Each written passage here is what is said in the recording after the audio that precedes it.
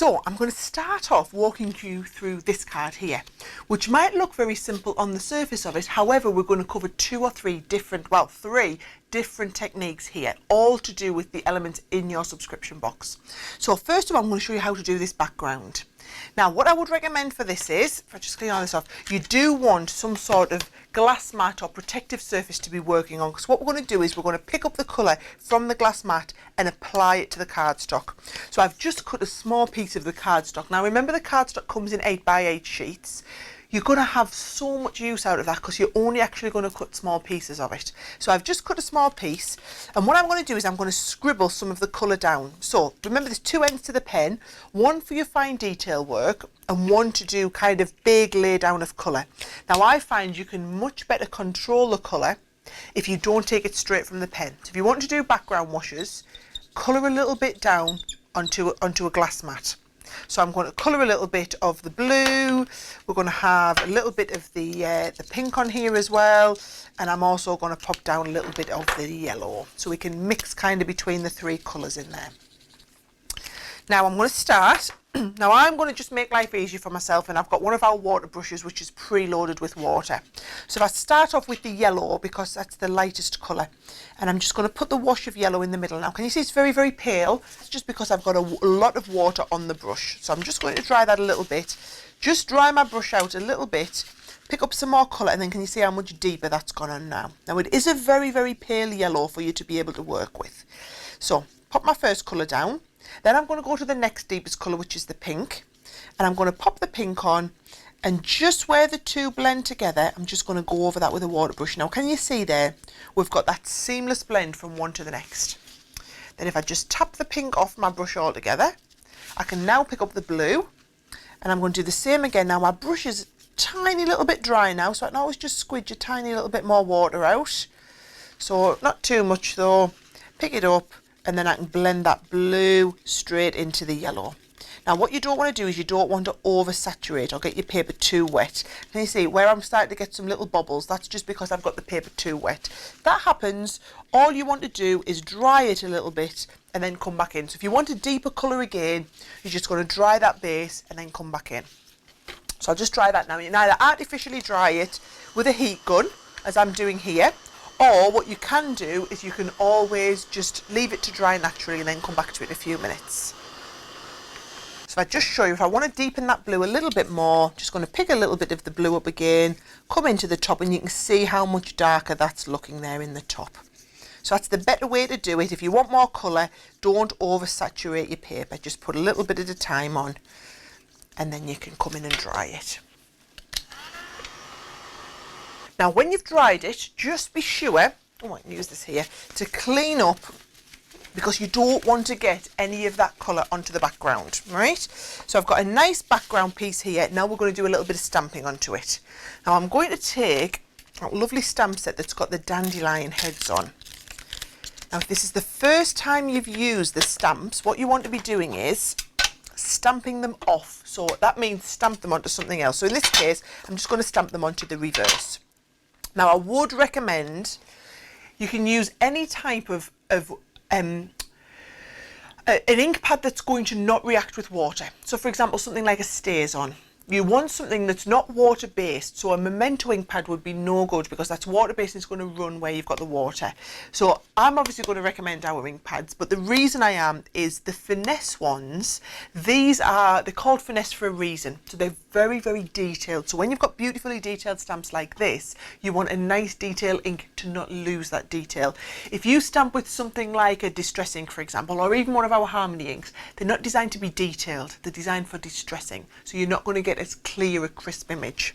So if you just see here, I'm going to just always take your ink to the stamp, and I'm stamping on the rocker block here, but you can use any sort of clear acrylic block. And what we're going to do is we're going to rock from heel to toe, and you can see that's stamped off beautifully and give me a lovely background. Always do a practice one, especially if it's the first time you're using this, okay? Now I want the blue in the top, so what I'm going to do is I'm just going to again ink up the head and then just take these around the outside.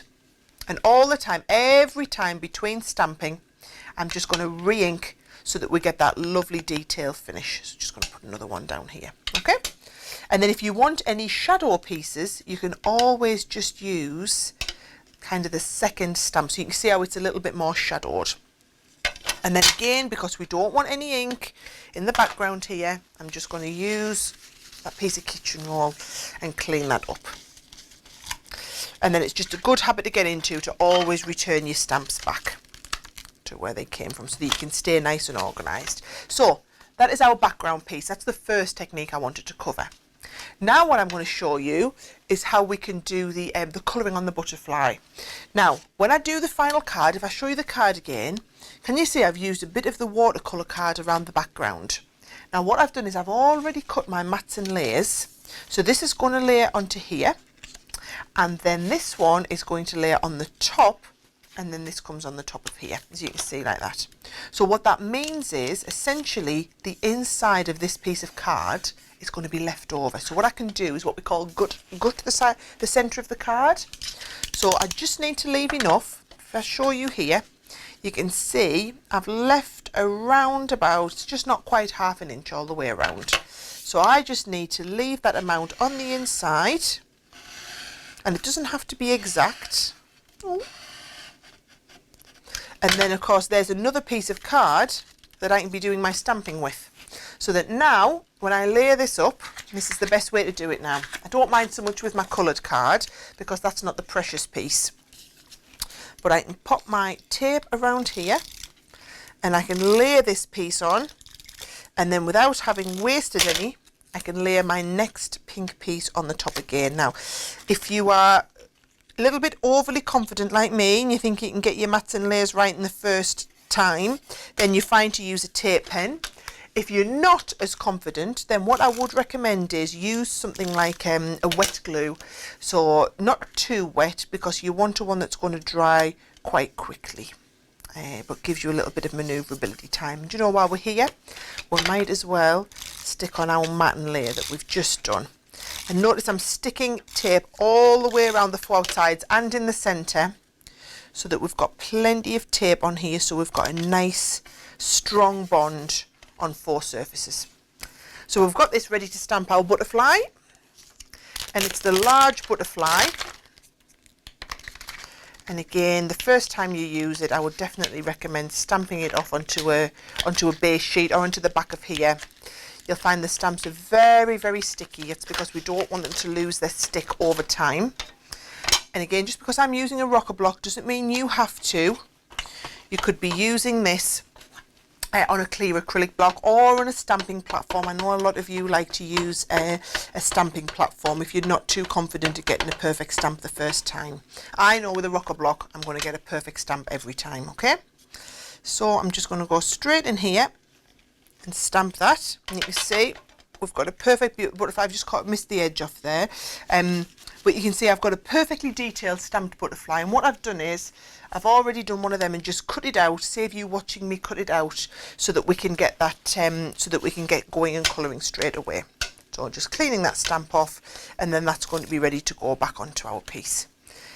Now when it comes to colouring, let me show you the way I would recommend to do this. So again, I'm going to create myself a small palette. So just little bits of colour, little bit there, little bit of the lemon, and I'll show you the 2 different ways you can do it so that you can decide for yourself exactly how you want to do it. When you're wanting to mix new colours, I find this is the best way to do it. Now, 2 ways. You can either use a water brush like I did before, where it's preloaded with the water, and we can colour. So if you look, I can pick this up from the blue and I can just colour this, and you see the special cardstock's just going to take that colour beautifully. So you can be colouring directly with the blue. The other option is you could just use a damp paintbrush. So if I just come in here, I've just got a little bit of water, and I can just use a damp paintbrush, so not too wet, pick it up with the paintbrush, and then again in a controlled manner I can just be painting down the centre here. So whichever you prefer. Some people are a little bit frightened to use a paintbrush, it feels a little bit too arty, but others are more than happy to go in and do that. Right, so that's putting down the first layer down of colour. Now when we want to blend them together, so let me show you. Let's have a look. We're going to do round here, I'm going to blend the red into the blue. So let me just show you. If I start off with a relatively wet base to begin with, I'm going to start off bringing the blue. So bring the blue from the inside here and come all the way in. And then again, I'm going to pick up a little bit of the red.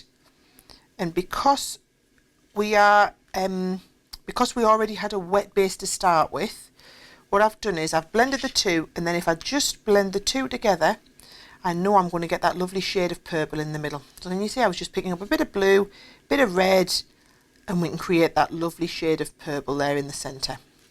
So let me show you that again, but this time with the water brush. So it's exactly the same technique. We're going to just lay down the water first, pick up a little bit of the blue, start on the inside, and if you've got too much water on, as I did there, you can always just go and lift it out. It's the same if you make a mistake, you can always just go and lift it back out easily. So, and this is one of the reasons why I know a lot of people prefer to work with a paintbrush instead of a water brush, because you can control the amount of water that's coming through much easier. So here's my red coming down. Can you see it's a little bit lighter because there's more water on here. Then I'm going to mix my red with my blue, create a purple, and then have that purpley shade in the centre. Just mixing the two together, literally on a palette right in front of you here. Okay, so I'm going to do the same in the inside, right? I'm going to start with that deeper pink.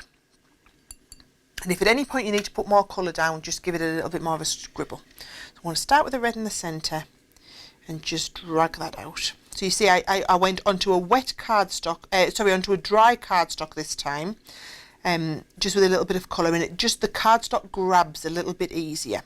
So all these little hints and tips that are lovely to be able to share with people. So there's the red, and then I'm going to do the same. I'm going to bring the yellow in from the top,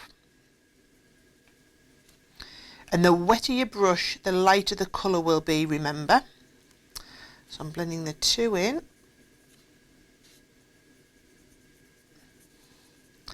And then when we want that ombre mix in the middle, let's just blend the two together to create a lovely orange. And then the orange is going to blend. And you see, this is what's so great about the Aqua pens, is you're going to get that lovely blended ombre effect every time. Especially if you're working on that lovely watercolour card. That's what it's built for. It's built to give you that perfect blend easily. So you can see we started off with the yellow and the red, but as we're creating our own shade of orange in the middle, it's going to blend seamlessly. And again, I haven't got much water at all on my brush. The wetter the brush, the harder it is to control that colour. So I'll show you that again on the other side. Just going to clean this up and apply a little bit more colour down.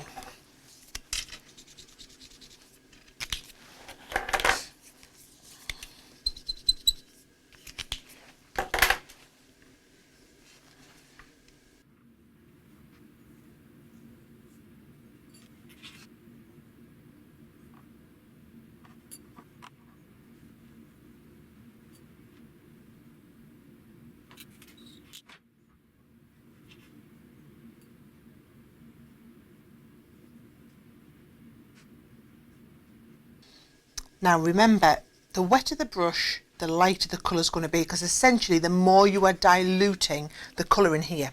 So once it's dry, so we'll go back to that first side. If we want to intensify any of those colours, all I'm going to do, now it's dried a little bit, I'm going to add a little bit more yellow, tiny little damp brush, so taking off most of the colour, picking up that yellow, and I can go and really make that colour pop, make it more vibrant. And all I'm doing is putting a second layer on over top of our first layer, just to make the colour pop a little bit more. And I'm even taking it right over the orange, because remember, I'm just going to get that beautiful blend. And you can see just how more vibrant that colour is. So if that's what you're wanting really much more vibrant colours, just make sure you go over with another layer and don't have your brush too wet.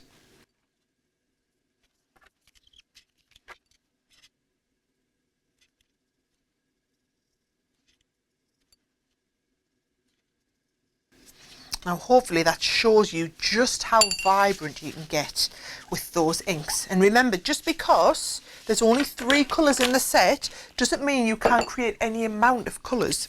What I've done there is I've created a new shade of orange, a new shade of purple, and you can easily do that by mixing them together. Or for example, if you just wanted to create a purple on your palette to work with, put a little bit of the pink down, a little bit of the blue down, come straight in and mix them together. So we're already into our shade of purple there, so that then when we blend this over, we're going straight in with a purple. We're not creating a purple on our canvas, we're actually creating a purple on the palette for us to then work with. So it just shows you another option of how you can work them. So there's our butterfly ready to come on. Now while that dries, I wanted to show you the last technique in this set, and I wanted to show you how to increase the open time on your pens. So the open time is the amount of time it takes for that ink to dry. And why would we want to increase the open time? Because if you increase the open time on the pens, it makes them blend together even easier. So if you noticed, those colours were getting a little bit more difficult to blend on the butterfly the longer I took to paint. So as it was drying, the colours were setting. So what we need to do is we need to increase the open time. And a product that we found that does this is just glycerin. So this is the glycerin that you can buy from the pharmacy for when you've got a sore throat, or you can buy from the food store that you can add to your icing. You know, it's just regular glycerin, and it's just a way to increase your open time. So if I just show you, what I'm going to do is squeeze out a tiny little amount, and it really is the tiniest amount. I'll put 2 little blobs out there and you'll see why in a second, right? Now, what I'm going to do is I'm going to work some of this glycerin into my sponge applicator. So when we say work it in, what I'm going to do is I'm going to load it in, and then notice I'm working it in. So I'm working it into the sponge applicator. So I'm not going round, I'm doing like a figure of 8 type thing. I'm really swirling it round, which is working it right into the centre. So now, when we pick up our yellow, I can pick up the yellow on this sponge applicator, and I can already feel it's quite greasy and moving. You see I've got yellow all over the base there. So if I take, here we go, one of our words, I can use this just to apply yellow to the very top part of the word. Now what you'll find is, the more glycerin you have on, the easier it is to blend, but the lighter the colour will be. So if you can see there, I'll pop a little piece of white card behind just so that you can see it. You can see how I've just put a little bit of lemon on the top. Okay, now because we've got a lovely long open time, I can essentially take my time now. If I take off the yellow, put on another clean one, I'm now going to work a little bit of the blue in. Okay, so I'm going to work the glycerin in again just as we did before. Now pop a little bit of blue down, and I'm going to work that blue in. And now I can come from the other side, work the blue in, and the blue will blend seamlessly with the lemon. And this is really seamless. So if you want that lovely kind of ombre transitional effect, which we'll look at in some of the other videos, the glycerin gives you that. It leaves a kind of shiny finish, but it gives you that lovely effect. And if I show you that again on the white card, you will see just what a lovely finish that gives. And again, I'm just going to use the heat tool just to get that nice and dry, stick on the card. So there's 3 different techniques. We've learnt about using the glycerin, which again I'm just going to clean up here off my surface. We've learnt about using glycerin to get a beautiful blend. We've learned how to do that all over background ombre effect, and we've learned how to colour directly onto the butterfly by creating our paint palette and mixing the colours. So that pretty much covers a lot of really core basic techniques. Now what I'm going to do is just make this up as a card, and this is my vision when I did these boxes. My vision was that it wasn't just about creating 18 beautiful cards.